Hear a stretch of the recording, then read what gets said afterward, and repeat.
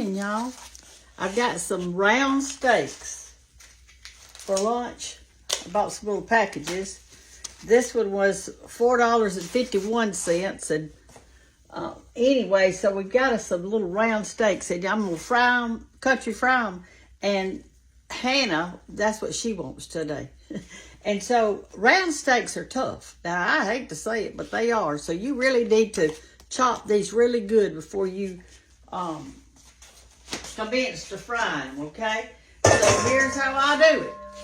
I'm going to open my steaks up. I'm going to put them on my chopping block, and I'm going to give them a good whack. Remember, there was some videos not too long ago that we did that we said, how did your parents and grandparents tenderize their meat? And, you know, one of them was a bottle, or like a drink bottle that you go up and down on.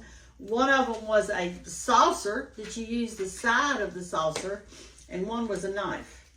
I use a knife most of the time on mine. All right, so we're going to have 6 people here today. I mean 5, I'm sorry. 5 people here today. So we're going to have everybody one steak with a few left over. They may not be left over. Somebody will probably wind up eating them. All right. And I'm just going to push them together kind of tight like this so I can... Matter of fact, I'm going to go ahead and cut them in 2. I wanted to cut all my steaks in 2. We're going to fry them like that. They'll fry, you fit in your pan a whole lot better if you do it that way. So I'm going to go ahead and do that, then I'm going to tenderize them. I'm going before I cook them, I'm going to salt them and pepper them and put some buttermilk over them, let them sit for about an hour before I start actually cooking them. Today's Sunday. You won't be seeing this on Sunday. You'll be seeing it some other day of the week, but that's all right too, isn't it? That is all right too. All right, we got our steaks cut up in little, nice little pieces here. And that'd be a good thing. Now, all I'm going to do now, I'm going to push them kind of close together so my knife hits everybody at the same whack. And I'm just going to start. It's not going all the way through the meat, y'all. It's just tenderizing. It's just it's breaking up those muscles, breaking up those little gristles and things like that that's actually in the meat, okay? Once you go this way, or you can do it with a bottle or the side of a saucer, then you can come over to and do another way. And then you can crisscross them. And then we're going to turn them over and do them some more. Now I'm going to go crisscross it. I'll be over this way now. I'll be turned on this side. And they'll be so good and tender. The buttermilk's going to help, and everything. That piece right there, I can tell it's kind of tough. I can feel it.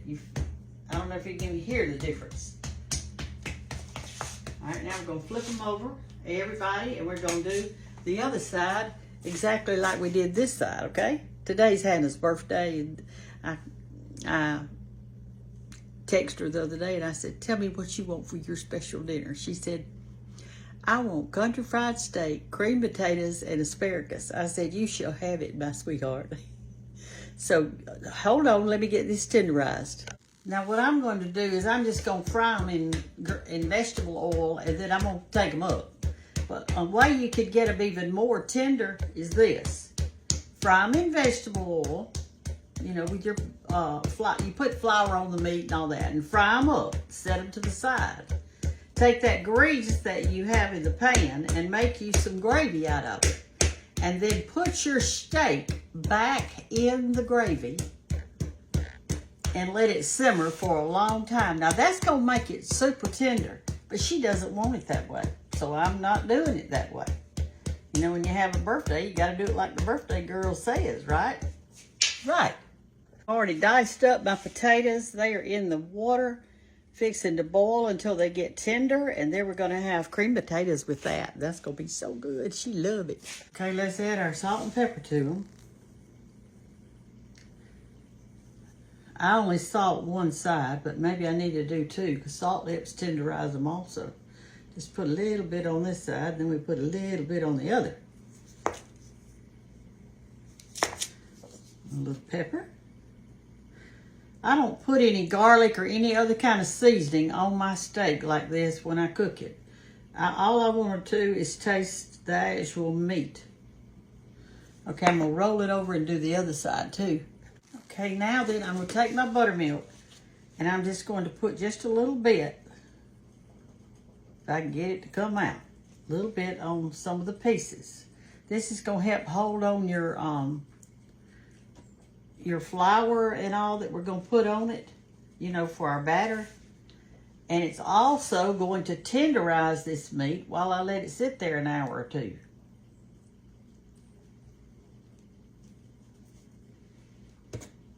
Okay, that's it. Spread it all around on each piece. Turn it over. Let some get on the other side of the thing. Then we're going to clean our surface up right here.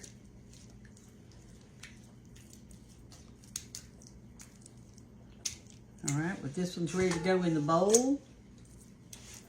This one's ready. Yes, you could have done this on a platter. And you could have done it all kind of ways. This is how Brenda does it.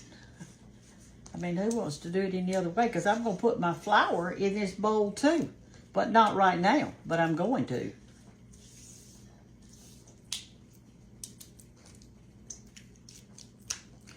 Then I'm going to clean this up, which won't take but a second.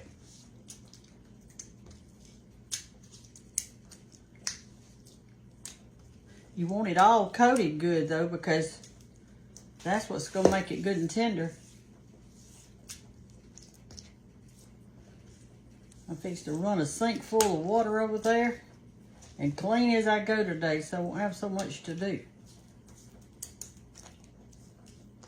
All right. We're going to let this sit here for about an hour and just marinate that good buttermilk and get tenderer and tenderer.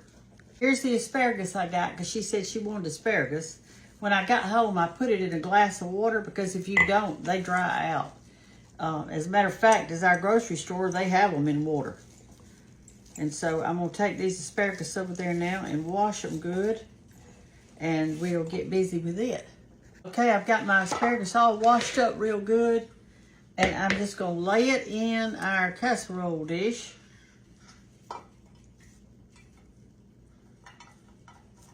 Like this. Now these end parts right here, they're tough. But what we do is we just eat it to the end, or as far as we can, and then we don't eat the rest of it. Because they are tough on the end sometimes. Well, heck, this may not fit. I need a bigger casserole dish. Wait a minute. Let me get something else out. That isn't going to work. That is not going to work.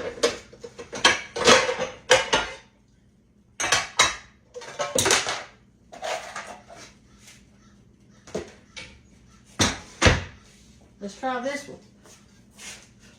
Okay. Let's start over. Okay, now then, let's try this one, see if it'll work. Oh, yes, this is much better. That other one was too short. It was too short and not wide enough either.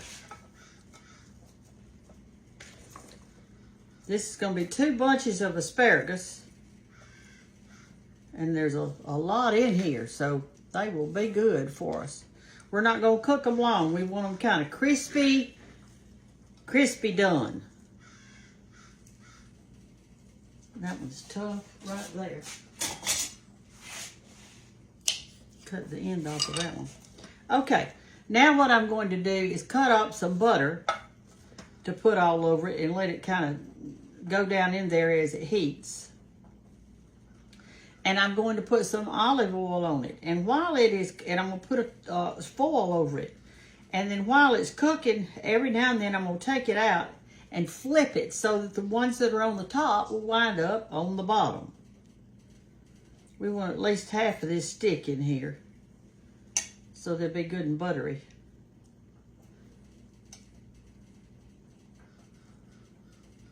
Okay. Now let's take a little olive oil and sprinkle that on there so they're all greasy. You don't want them drying out.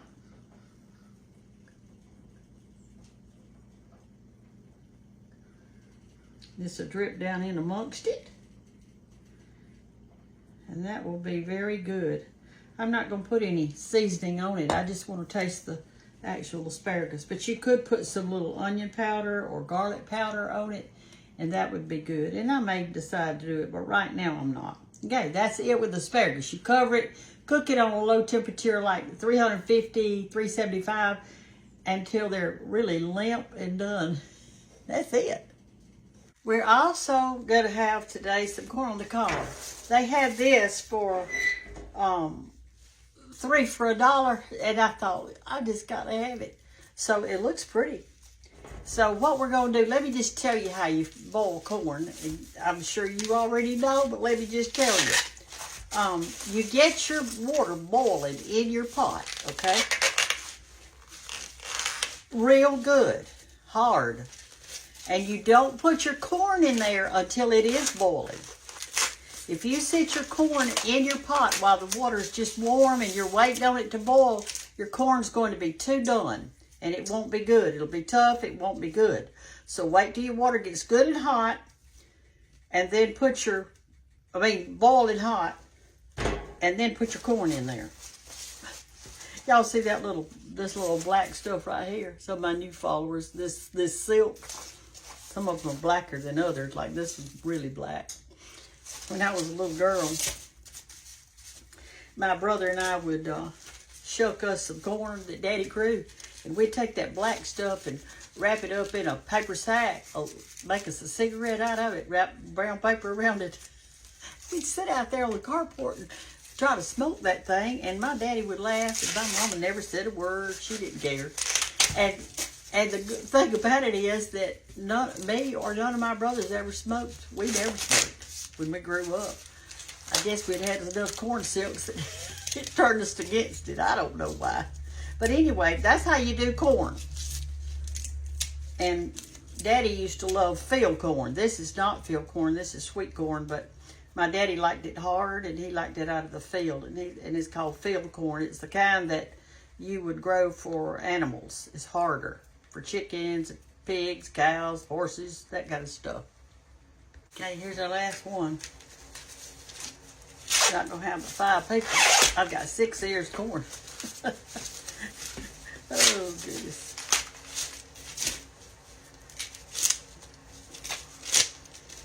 All right. What did you say? All the ears look really good. Every one of them. See there? There they are. I've got them sitting in my drain thing right here.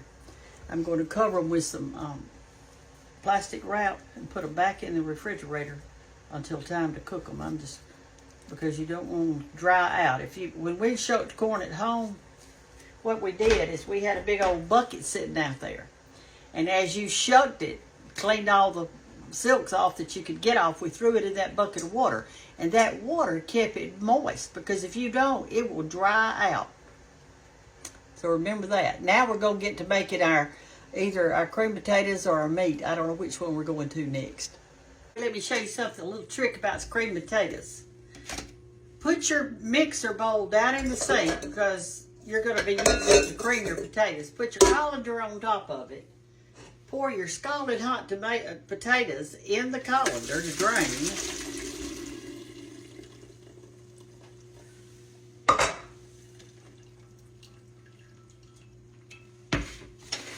Let that hot water roll around in that bowl just a second so that it heats up this pan, because you don't want your cream potatoes cold. Now put your cream potatoes back in this pan, and let's go over here and beat them up. That sun's coming in the window. I can hardly see y'all. Let me get back over here. Ooh, goodness. Anyway, you want to then use this kind of your whisk thing when you're doing your cream potatoes. I've already salted my cream potatoes when I cooked. And again, I hadn't plugged that in. I do this every single time, don't I? Don't I, y'all? I can't even see back in here because the light's so bright it's coming through the window. There we go. All right. You do not put anything in your cream potatoes like milk or butter or anything else until you get them fairly creamed. You don't want, we don't like lumps in ours. But now, if you like a few little lumps in yours, then honey, go to it. Go to it. I took this 2 cups of milk and I put it in the microwave to get it hot because I don't want to put cold milk in my good potatoes. All right, they're creaming up. I don't know if I'll use all this, but it won't matter. If I don't, I'll just put the other back in the refrigerator and use it for something else. All right, let me go get my butter out of the microwave.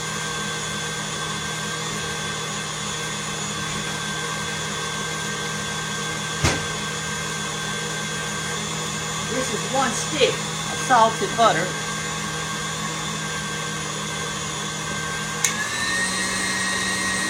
All right, that looks pretty creamy. Let me show you.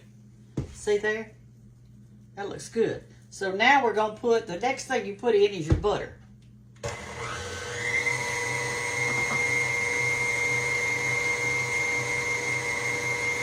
And it's good and hot, so see there, your potatoes are going to be great.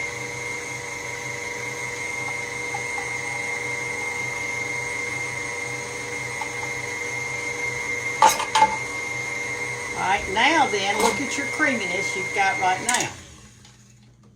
They look like this now. See, they're creamy. All right, now we're going to put our milk, and we don't know how much. You just do it a little at a time, and then you can figure it out. Oh, yay, the sun's going behind the cloud, and I can see y'all. Can you see me?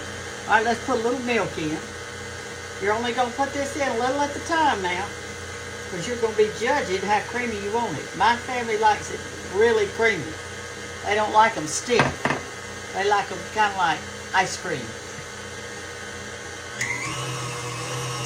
Now, I don't think I'm going to need much, but it's all good and hot.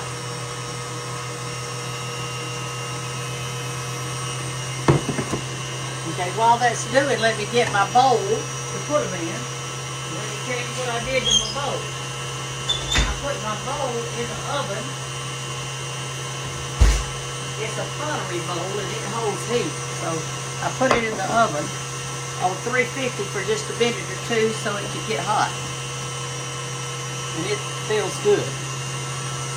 All right, we're just about through with our cream potatoes. I'm going to taste them real quickly and see if we need some salt.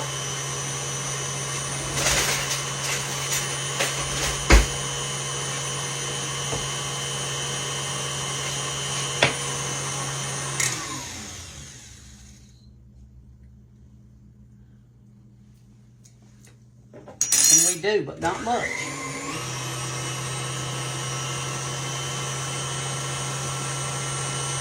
That ought to be plenty, okay? And do they look creamy enough for y'all? They're good and warm.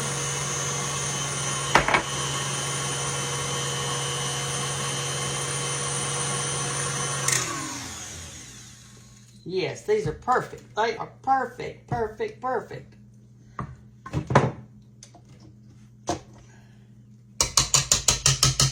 Okay. Now you pour them in this good, nice, warm bowl we've got. Woo! It's hot. You're not going to be getting cold, I can tell you that.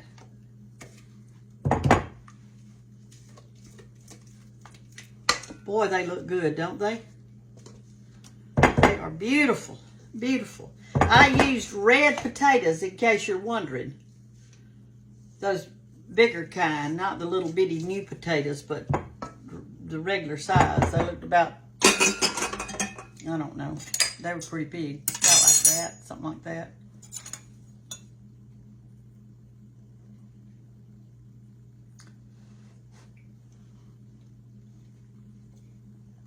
Boy, that's good, y'all.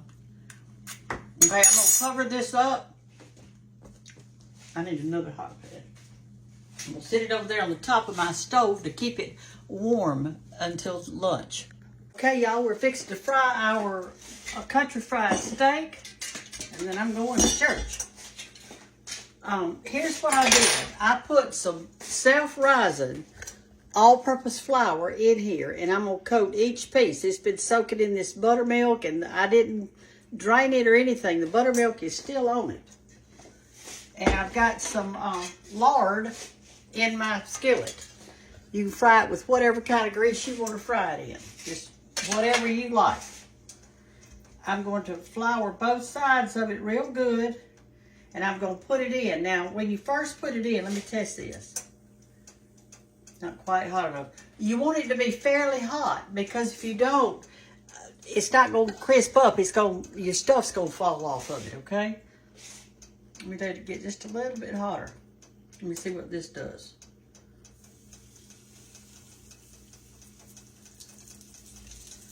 Yeah, it's fried. Okay, that's good. You want to fry it on high. This is not something you're going to do slow. It's going to be a high heat. I've got it on at a 7.5.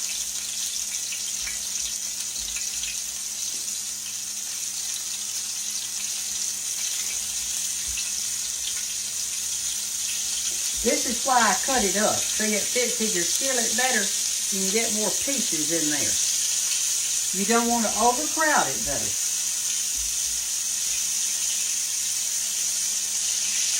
Alright, let me get me out a plate to put it on. Just a regular plate, that'll be fine. And then when you turn it, it's important that you turn your spatula that way. Not this way. You want to push up on it so that your goodie stays on your meat.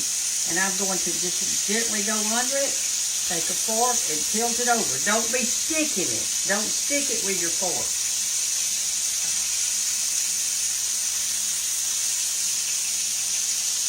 All right, it's still on 8.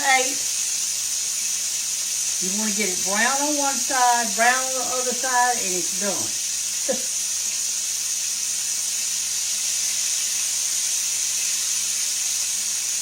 Let's see about this one. It's not quite ready. I shouldn't have taken it up. Don't take it up too soon.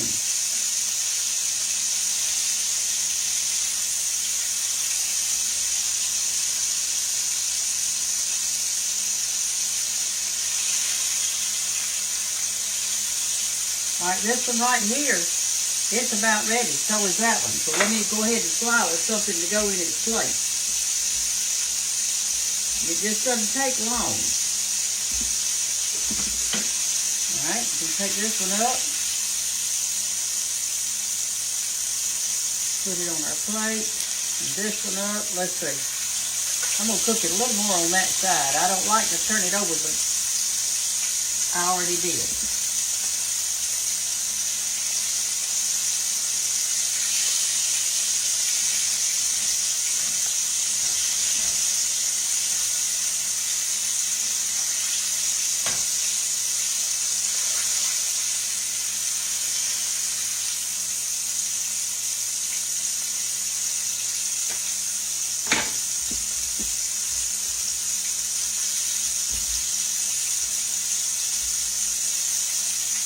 And that's all it is to it. And I'm just going to continue doing this till I get through. And I hope y'all have a good day. And I hope my dinner turns out good.